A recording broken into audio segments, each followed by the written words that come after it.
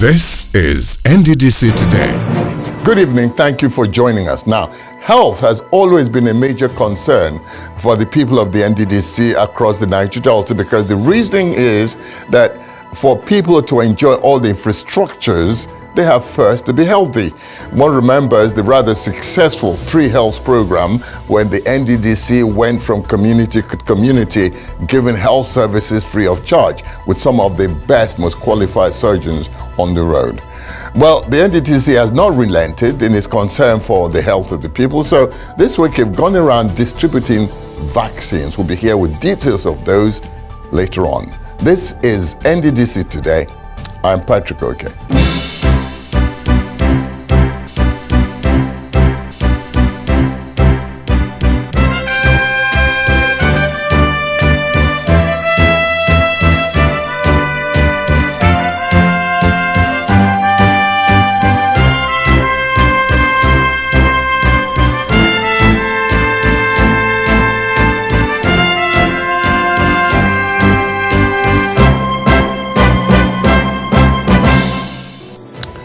Now, we did tell you before that the NDDC has always been concerned about the health of its teeming people, and over the years has intervened in some health projects across the Niger Delta, and many people have benefited from this largesse of the NDDC. Now, hepatitis B and typhoid are two diseases that actually have vaccines. These days, we're thinking of vaccines. But to preserve them, you need a cold chain, a refrigeration system that will keep the vaccines in place and effective over a long period of time. Recently, the administrator of the NDDC, Patrick Oke, flagged off the distribution of vaccines to the 9 states of the Niger Delta to cover some preventable diseases. Our correspondent reports. The Niger Delta Development Commission, NDDC, has flagged off the distribution of vaccines, cold chains and other related medical equipment to all 9 states of the Niger Delta region. Speaking at the flag-off ceremony at the Rivers State Primary Healthcare Management Board, Port Harcourt, the NDDC Interim Administrator, Mr. Patrick Oke, underlined the importance of ensuring good health care for communities in the Niger Delta region. He said the typhoid vaccines are very important for safeguarding the health of the people of the Niger Delta region in particular and Nigerians in general. The NDDC Chief Executive Officer stated that in pursuit of its mandate, the Commission had continued to support the Niger Delta states in their drive to address the health concerns and interests of the people of the region. In 2020, for instance, the United Nations, through the World Health Organization, reported that a minimum of 4.5 million persons died of preventable disease that was related to hepatitis and typhoid fever. These are all preventable diseases. That is why I am here to express all our thanks to the President and Commander-in-Chief of the Armed Forces of Nigeria for ordering the release of funds to NDDC. He had authorized all agencies that are responsible, that are holding funds due to NDDC to be released immediately. And it is for this reason that we have used this money to acquire this vaccine. Oke thanked President Muhammadu Buhari for facilitating the procurement and distribution of the medical items by authorizing the release of funds to the NDDC. He also commended the Minister of Niger Delta Affairs, Senator Godswill Akpabio, for directing the Commission to pay special attention to health matters. He remarked that the Commission recently concluded a quick impact intervention program of the vaccination against cholera in Rivers, Bayelsa and Delta states and other areas prone to flooding and outbreak of cholera during the rainy season. Ideally, our hands are full with indebtedness, trillions of debts that were created as a result of our interventions in emergency, in road construction and other activities. But the Honorable Minister directed that in the midst of paying contractors, paying for emergency jobs and the same thing, we should also pause and look into the area of intervening in the health of the Niger Delta people. Why? because it is often said that health is wealth. Receiving the vaccines and equipment, Rivers State Commissioner for Health, Professor Princewell Chike, thanked the NDDC for what he described as a laudable program for the health sector. We donate to the people. I also would like that when you want to give us, just are there any specific one you're interested in? Are there any specific thing so that we also guide you properly, because this is our own field. If, for example, we have X-ray scattered in different facilities and you give us X-ray, it will not help us much. This is a lighter appeal. The vaccine is beautiful. The incinerator, beautiful. The cold chain, excellent. The Health Commissioner advised the NDDC to always liaise with the state government in order not to duplicate efforts in the sector, urging the Commission not to relent in assisting in the health sector. Giving details of the medical equipment, the NDDC Director of Health and Social Services, Engineer Ukeme Nkamare, said the items included Porker walk-in cold rooms, solar direct drive refrigerators, healthcare waste incinerators, among others. In addition to these items, he said the Commission also donated 54 rapid test machines for COVID-19, PCR machines, fast, accurate compact machines with accessories, laptops for analysis, hand sanitizers, personal protection equipment, and Lassa fever kits to the 9 states. Of course, we know the vaccines cannot get to everybody, but the NDDC will try to spread it across as many people as possible, and in their own little way can make a little difference in the life of the health of the people of the Niger Delta. Now, of course, everybody knows that the NDDC is all about infrastructure as well. And this is why the nation is looking at this area and hoping to find gangantan representations of the NDDC involvement over the past 2 decades. The NDDC has been trying its best. Sometimes not everything the NDDC is doing is visible for everyone to see. This is why the administrators set up a monitoring committee that's been going around the 9 Niger Delta states, identifying NDDC projects and seeing that they conform to standard. This week, the team was in Rivers State. The Abalama community in Asari Toro local government area of Rivers State has applauded the Niger Delta Development Commission for executing a sand filling and reclamation project in the area. Speaking during a pre-commissioning inspection by NDDC officials, the traditional ruler of Abalama, King Atkinson Big Tom Tom, noted that the NDDC had saved the community from perennial erosion and flooding. The monarch, who spoke through the community secretary, Mr. Harry Forsbury, said the reclamation project was very important to Abalama people because it has increased their land space. He, however, appealed to the NDDC to also award a shore protection contract to ensure that the reclaimed areas are not washed away over time.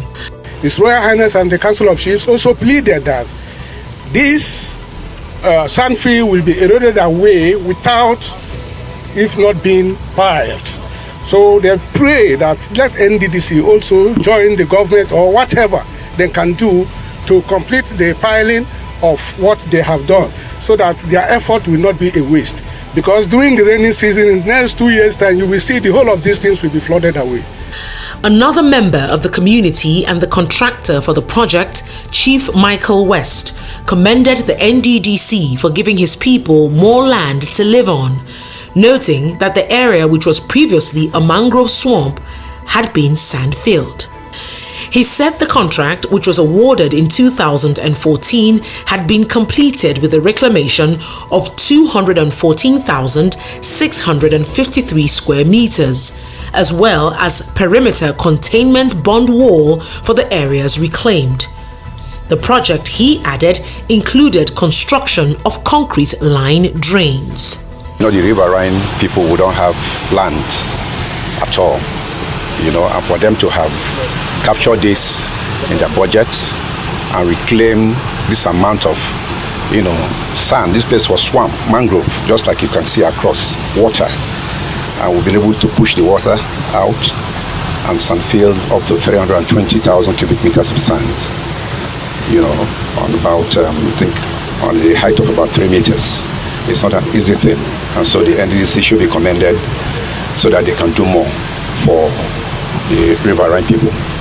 Speaking at the project site, the NDDC Director of Project Management Department, Engineer Julius Tonye George, restated the resolve of the Commission's interim administrator, Mr. Effiong Akwa, to ensure that all ongoing projects across the region are completed and commissioned for the benefit of the people. Tonye George expressed satisfaction with the performance of the contractor handling the Abalama reclamation project, whom he observed was an indigene of the town, noting that it would assist the community to gain more land after reclaiming what was eaten up by coastline erosion. Much work has been done here, and we commend him. And there are a few things he needs to put together so that we can prepare for commissioning. So at the end of this exercise, we are going to get back to the office and report back to the interim administrator and the chief executive officer of the commission so that we can fix a date for the official commissioning of this project, because we are satisfied by what we've seen here. The inspection team also visited completed internal roads and electricity project in Ogbakiri community in Emoha local government area. The team leader described the completed project as not only commendable, but a testimony to the commitment of some local contractors to the objective of delivering quality projects to the people. The contractor for the Ogbakiri internal roads, Honorable Emma Chinda, affirmed that the NDDC had transformed the community and brought it back to life after many years of communal crisis. The community is very happy about it. This is complete rural development. As we drive around, you will understand what I mean. To the two rivers, if we have time, if we don't have time, if we get to one of the rivers, you see the project has been, that you people have done in this place. It's amazing. Like Chinda thanked the NDDC interim administrator for ensuring proper supervision of ongoing and completed projects, which he said had compelled contractors to sit up and deliver quality projects. What the results of the monitoring committee for River State projects of the NDDC out there from our reporter. We'll be here every week to follow that committee to make sure they're doing their job properly. Now, from River State to neighboring Bayelsa State, one can easily say safely, is one of the smallest states in the 9 Niger Delta states, but has its own quota of oil. I think it's about the third largest oil-producing state of the 9 Niger Delta states. So there should be a lot of NDDC presence there, and there is. Correspondents went there over the week to see how the NDDC is impacting on road infrastructure, electricity, and health. The NDDC has over the years made its presence felt in Bayelsa State as it has continued to commit its resources into contributing to the development of the state and its people with the provision of life-changing infrastructure and basic amenities. Otuan is a riverine community in southern Ijaw local government area of Bayelsa, and its people have been battling with the effects of floods and erosion in their community whenever the adjacent River Niger overflows its banks during the rainy season. During such periods, normal activities in the area close to the river and town are halted or restricted. In view of this scenario, the Niger Delta Development Commission has taken the responsibility to provide a long-term sustainable environmental solution for the people of Otuan by constructing shoreline protection at the River Niger bank, adjacent to the community, to protect the surrounding of the river from being washed away by flood or erosion. The scope of work here is we have a total length of 2.7 kilometers. That's a stretch at the shore.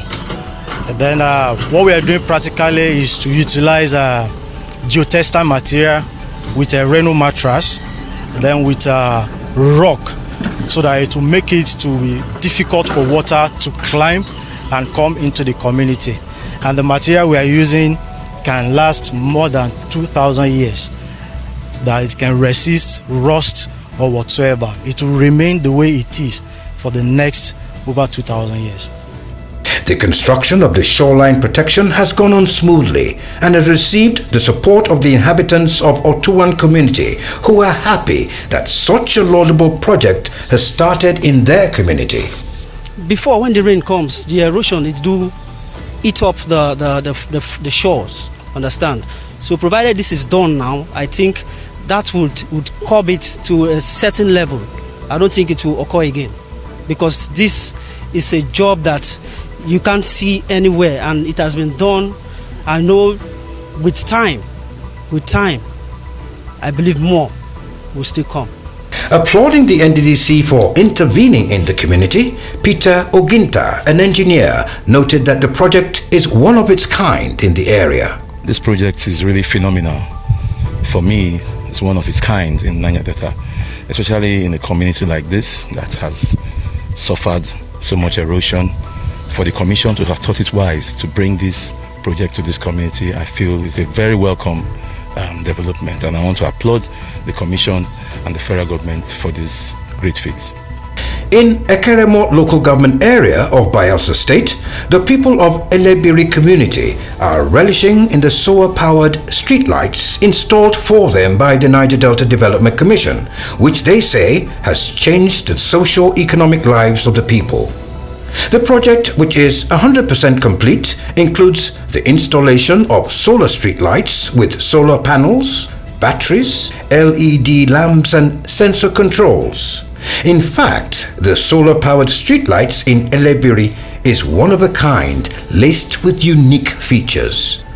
Before the NDDC installed solar-powered streetlights, which lightened up the community, the approach at nightfall in Elebiri was always frightening for the people as a result of insecurity and other negative vices, and this made residents confine themselves to their houses immediately after the sun sets. We thank God today that NDDC remembered this community, and it's a good thing that today we are happy, and you can attest for yourself. As you came into the town, you saw how the town was lively because of this light. So we give God the glory, and we thank NDDC for a good job.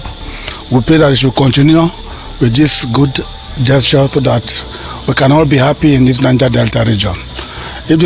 With the provision of solar-powered lights, the entire Elebiri community has been transformed, as people now stay up late into the night, generally having a good time. In short, we can come out and do anything with the help of this light. We can come out before, we can come out and play now. Before, everywhere is dark. Once it is night, we both stay indoor. But now we have the street light. We are very happy. All thanks to the NDDC that brought this light to us. Traders are also relishing in the provision of the street lights as they display their wares and goods for sale under the illumination of the solar-powered street lights. This is one of the best lights we have ever seen concerning solar lights, and you can see that the community, even we are in the night hour, you can see that everywhere is still bright, and we are enjoying these lights well. Since the installment of these solar lights, it has never none of them has gotten off. None of them has been off. It has been on till today. Once it is 6 o'clock, it's on. Till daybreak, it never offs. The entire community is in unity in asking for more of these solar-powered lights to be installed in other adjoining streets. Bayelsa is also reaping from the drive of the NDDC to link rural communities to major towns and cities in the Niger Delta region, as this development helps open up the rural communities and aids rapid development. Here in Ogobiri in Sagbama local government area, the internal road of the community has been reconstructed by the NDDC, and the people are saying it is a new dawn for their community. The scope of work carried out here includes site clearance, borrow pit excavation, excavation of unsuitable soil, concrete drains and stone bays. The socio-economic life of inhabitants of the Ogobiri community has improved tremendously as they can now move their goods and services right into the community, which in the past was only a mirage.